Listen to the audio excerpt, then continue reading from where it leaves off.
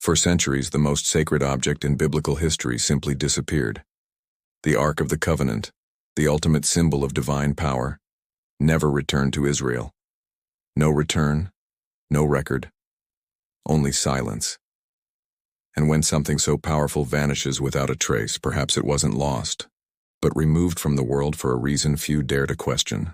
But if the Ark never returned, where is it now? Ancient writings speak of priests fleeing at night, sealed passages, and orders that should never be broken. Some say it was destroyed. Others swear it still exists. But there's a forgotten detail that changes everything. The Ark may not have been stolen, but rather hidden by the very people who swore to protect it, fearing what would happen if it were revealed again. And what if the silence that has spanned millennia is not forgetfulness, but a still active warning? Perhaps it never ended. When Jerusalem fell to the Babylonian advance, it wasn't just the walls that crumbled. The spiritual heart of Israel panicked. The Ark of the Covenant, kept in the Holy of Holies, represented the direct presence of God among men. Without it, faith would lose its bearings. Priests knew that Nebuchadnezzar was looting everything, but something different happened that final night. Before the fire consumed the temple, silent decisions were made, oaths sealed, and an object that should never be seen departed in secret, leaving behind only echoes and questions that would resonate through generations without answers and shape all the mystery that would come after.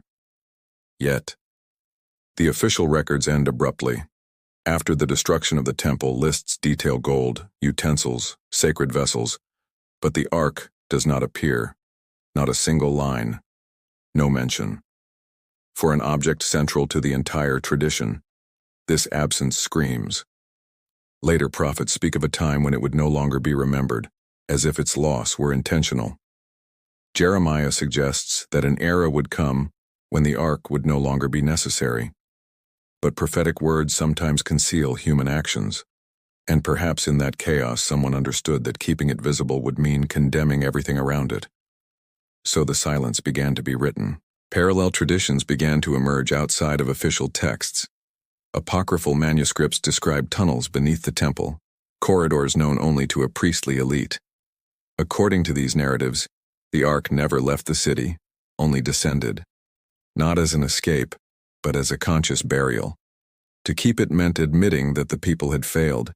To display it would provoke divine wrath in a moment of extreme disobedience. Thus, hiding it became an act of mercy. The Ark did not disappear into enemy hands, but was removed from the world until humanity was ready to bear the weight of its presence again.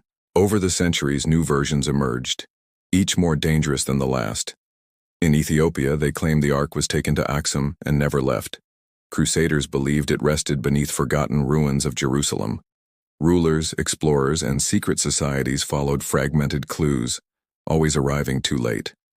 The pattern repeated itself. Those who got too close were silenced, discredited, or disappeared.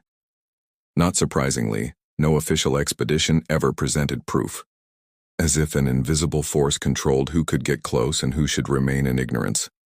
Perhaps the mistake lies in looking outside, when the true hiding place has always been under the same feet that walked upon it for millennia. As legends grew, ancient texts revealed a previously overlooked detail. The Ark was not merely a symbol, but a point of direct contact with something beyond human comprehension.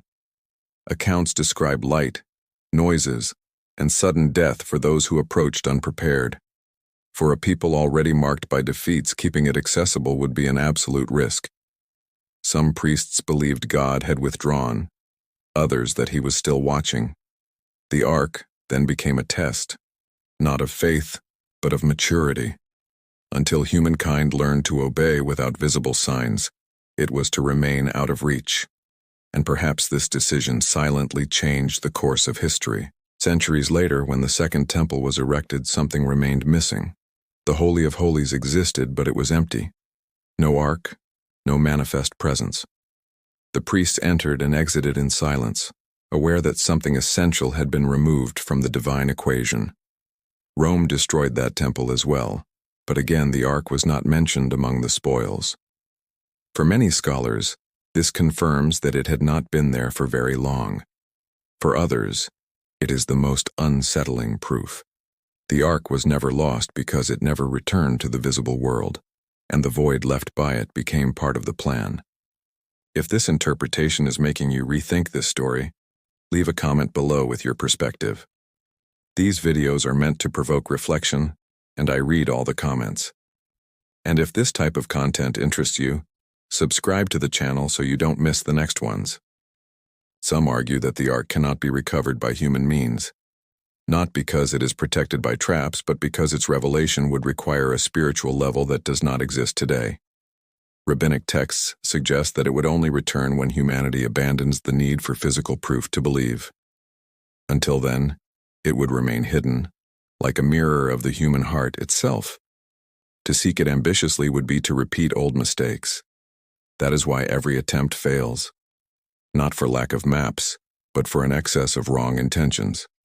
Perhaps the greatest mistake is believing that the ark was lost in time, when in fact it was removed from history to preserve something greater than power or glory.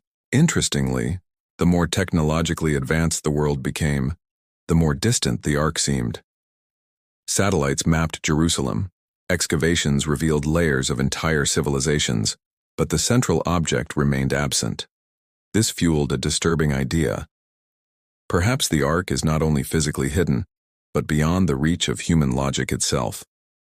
Some interpreters suggest that it fulfills its function precisely by not being found, maintaining the balance between the sacred and the profane. Its absence forces humanity to confront the divine without tangible intermediaries. And perhaps this is the true renewed pact, not written in stone, but imposed by a silence that has never been broken. Throughout history, whenever global crises arise, the name of the ark resurfaces in whispers. Wars, moral collapses, the fall of empires always awaken the same question: what if it returned now? But perhaps this desire reveals more about humanity than about the object itself.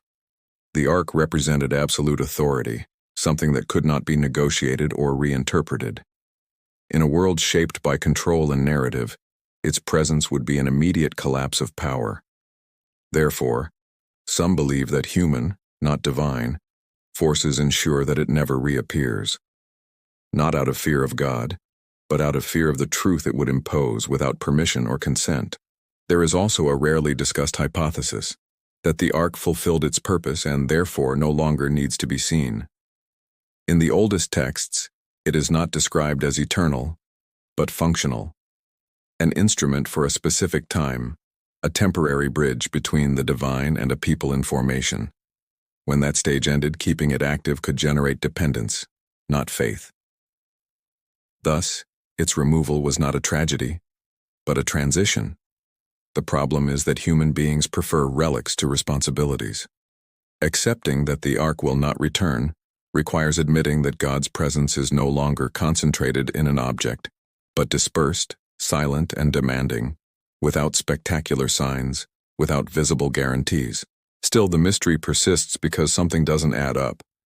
If the ark was merely removed from the scene, why do so many texts insist on protecting it, hiding it, sealing it? There are references to oaths broken with death, to places that should not be excavated, to knowledge transmitted only orally. This suggests that it was not discarded, but preserved. As if someone knew that one day the world would change, and what is dangerous today would be necessary tomorrow. Perhaps the ark is not waiting for a specific place, but a specific time.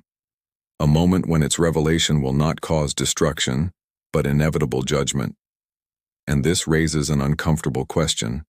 Who decides when that time comes? Some scholars believe the answer lies in the biblical silence itself.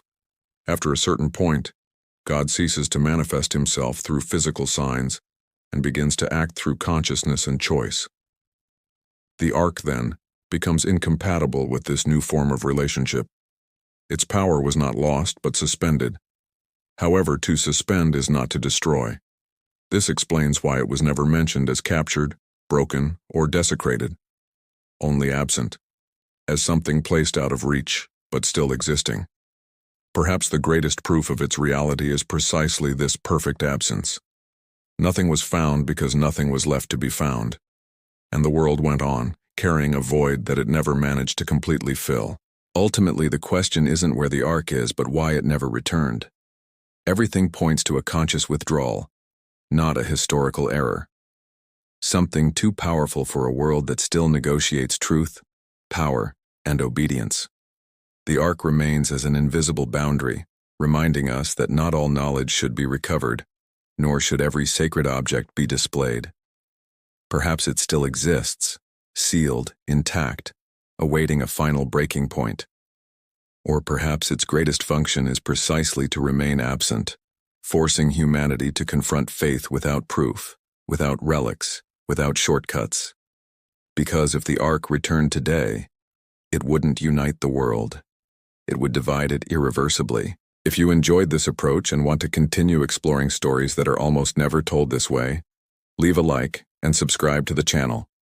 And now, click on the video that's appearing on the screen. It directly complements what you just watched and may completely change the way you see this story.